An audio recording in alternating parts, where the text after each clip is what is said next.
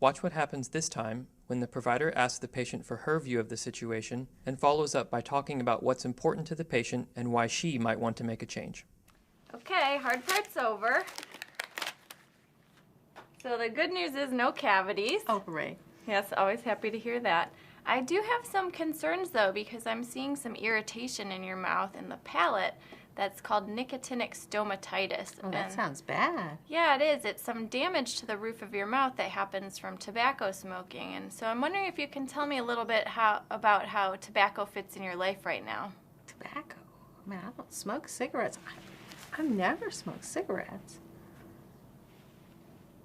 I do go out with my friends. You know, we go out to bars and, you know, we'll have a few drinks and smoke some of those little cigarillo type things. I mean, I don't even think of them as cigars, and they're certainly not cigarettes. And I mean, I'll have one or two of those in an evening with my friends, but certainly not 20 or 30 of them a day like you would with cigarettes. And that's the only thing that could possibly have anything to do with tobacco. So you've made a decision in your life not to smoke cigarettes. That's something you didn't want to do. It sounds like you're kind of concerned about the health effects of cigarettes.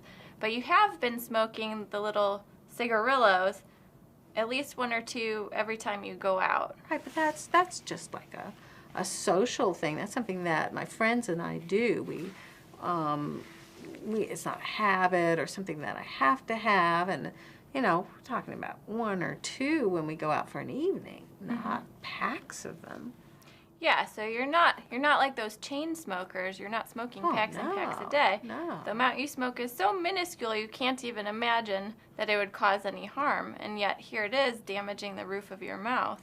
Well, you have a point there. Now that you mention it, I have started having one or two at work, you know, when we have breaks, because I have a couple of friends at work that smoke, and so every time we have a break, you know, we all go out to the break place outside, and so now I go with them, and I have one of these Swisher Sweets. I like the peach flavor the best. They're so cute. But that's really only pretty recently. So smoking has kind of become a big part of your social life now. When you go out, you're smoking, and even during breaks at work, you're smoking. Well, yeah, you know, now that you say it like that, it's true. I am smoking on a daily basis. So aside from that social aspect, what are the things you like about it?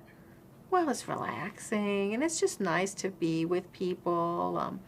And, you know, I like to go to Las Vegas, and so when we go to Vegas, it's really fun to go to the cigar bars. It's kind of sophisticated and fun, and so, you know, it's mostly a social thing. Okay. I mean, I wouldn't say I was a chain smoker. Okay. How about the other side? Have you noticed any not so good things about the smoking? Well, I was going to ask you about whitening my teeth, because I've noticed that they have more stains on them than a few years ago. And so I imagine that has something to do with the smoking. Yeah, so we're noticing some pretty negative effects in terms of your oral health with the smoking. Are there any other things that you're concerned about? Well, there's the expense, you know, what with the economy and all, I've had to be careful about my money, and so there is the extra expense of, because I'm buying more of them than I used to, so the money aspect is also a concern. So there's your oral health, there's the financial aspect, and then earlier you brought up some concerns about smoking cigarettes and how that can be harmful for you. Oh, yeah. Were you aware of the fact that smoking these little cigarillos, the Swisher Sweets, can have some of the same negative health effects? Oh, absolutely not. I mean, I thought of it more as a fun thing to do with my friends, certainly not a smoking habit or anything that would be harmful. So it's kind of surprising to you that something you've been doing, and you've been doing more and more of it, is actually pretty bad for you. Oh, yes. I checked the box on your form when you asked if I use tobacco. I checked no, because I never thought of myself as a smoker. Well, what do you kind of make of that now that you realize that you're actually a tobacco user and that you might actually be causing some pretty serious health effects. I'm really concerned. I mean, I don't want to develop cancer, lung cancer, or any of the awful things that happen from smoking. And, really, until this conversation, I never really thought of myself as a smoker at all. So I'm very concerned. Well, the good news is, in terms of the nicotinic stomatitis, at the point in which you stop smoking, you can actually reverse all the negative effects that occurred.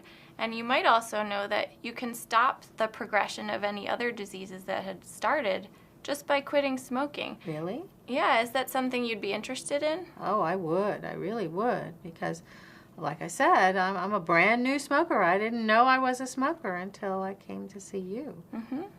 Well, if you think about it on a scale of 1 to 10, where 1 is really don't think you could do it at all, and 10 is really confident that you could quit if you tried, where do you think you fall? Oh, I think I'd probably be in 7 or 8. I'm pretty confident that I could stop doing this. Okay. What made you choose 7 or 8 as opposed to a 5? Because it's not a part of my daily life. I don't have to have a smoke when I get up in the morning. I don't smoke 20 or 30 of them a day, so it's not that much exposure, and I'm pretty confident that I could stop. So it sounds like, just to kind of summarize, you've noticed some negative effects of the smoking. You have some concerns about health effects that could occur. There's the financial aspect, and yet you feel pretty confident that you could quit if you tried. So where do you think we should go from here? I'd really like some more information about quitting. I mean, I've heard there's some new medications, there's some new things that can be done to help people make quitting more comfortable, and I really want to quit. Okay, well, I'd be happy to talk to you more about that and give you some tips and advice and give you some suggestions about where you can get some support with quitting. Oh, that'd be wonderful. I really appreciate you talking to me about this today. Thank you. Instead of jumping in to confront the patient about her tobacco use, the provider allowed the patient to tell her story. Where some providers might interrupt the patient, she made effective use of pauses throughout the interaction, giving the patient a chance to respond fully. In addition, by reflecting on what the patient said without being judgmental or accusatory, the provider gave the patient an opportunity to be honest regarding her situation. This invited an open and collaborative discussion between the two. During this interaction, it was obvious that the patient felt that she and the provider were on the same team. As a result, she seemed comfortable working with the provider to find a workable solution.